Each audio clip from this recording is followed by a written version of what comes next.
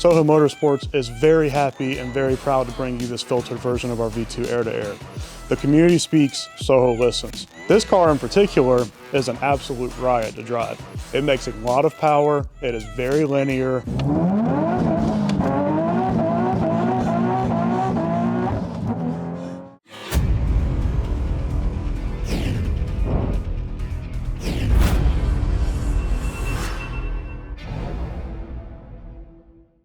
Hey guys, Justin here with Soho Motorsports.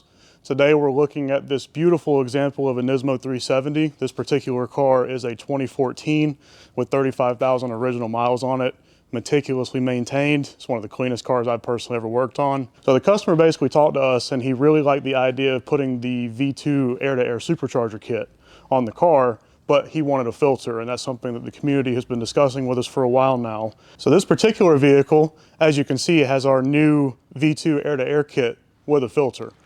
Also, for supporting mods, it has an Aeromotive 340 liter per hour pump, ID 1050X injectors, and this actually does not have a return kit or flex fuel kit on it at all, so this is just pump 93. As you can see right here, we actually have a 3-inch intake tube that comes down to a filter, and all of this sits tucked nicely behind a factory bumper, whether it's a Nismo with fog lights, or a factory 370Z base model bumper.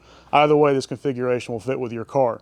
As you can see, it is a very, very tight fit, but with the way the piping is designed, how everything routes around with some slight trimming to the chassis, you can actually get all of the factory plastics and seals, including this headlight seal that runs right here, back into the chassis.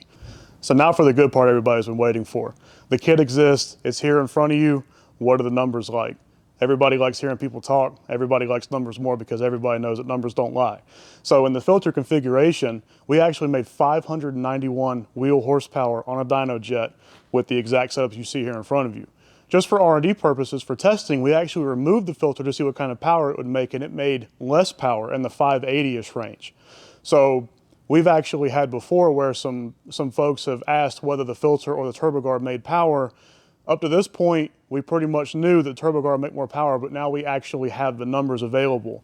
So once I actually removed the intake and the filter on the dynamometer, we did another pull, same tune, same temperature, same air, 10 minutes apart, and it actually hit boost cut at 14.6 pounds and made 40 horsepower more than the previous pull with no other adjustments. So that is just factually based. The TurboGuard does make more power. However, we do understand some folks in the community want a filter for various reasons.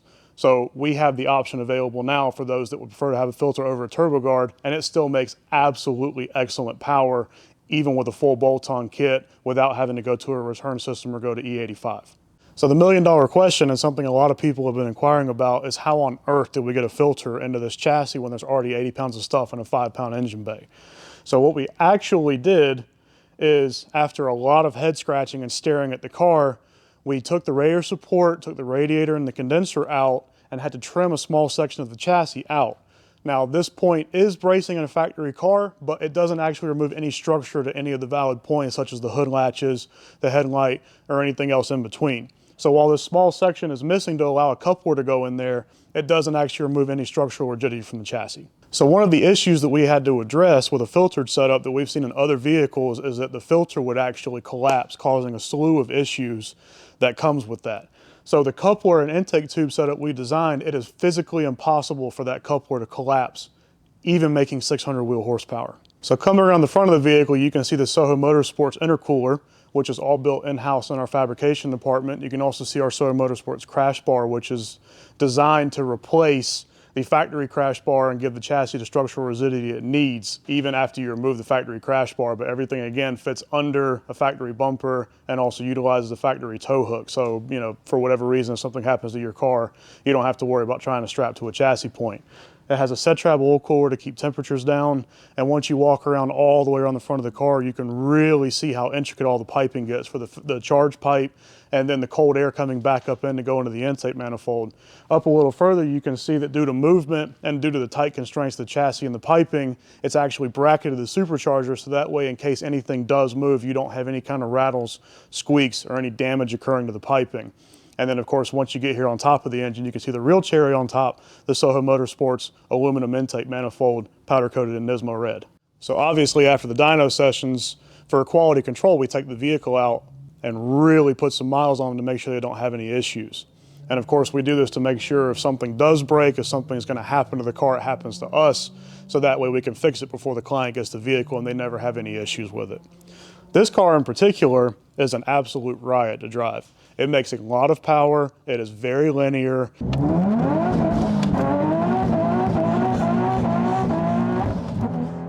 And it comes on very strong, especially in first and second gear. So map 1 is around 550 horsepower. Map 2 is right in the 600 horsepower range with no fuel change. That's just pump 93, your regular ethanol, 10%, 15% ethanol out of QT. So to match the go power, you obviously want to add whoa power. So we did also add a slew of chassis upgrades and braking upgrades, including SPL arms, stance coilovers, Z1 two-piece rotors, and EBC red stuff pads. So not only does the car go like hell, it also stops and handles great.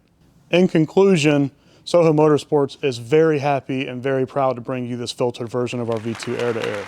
The community speaks, Soho listens. The feedback is very important for a company like ours, so that way we deliver what customers want.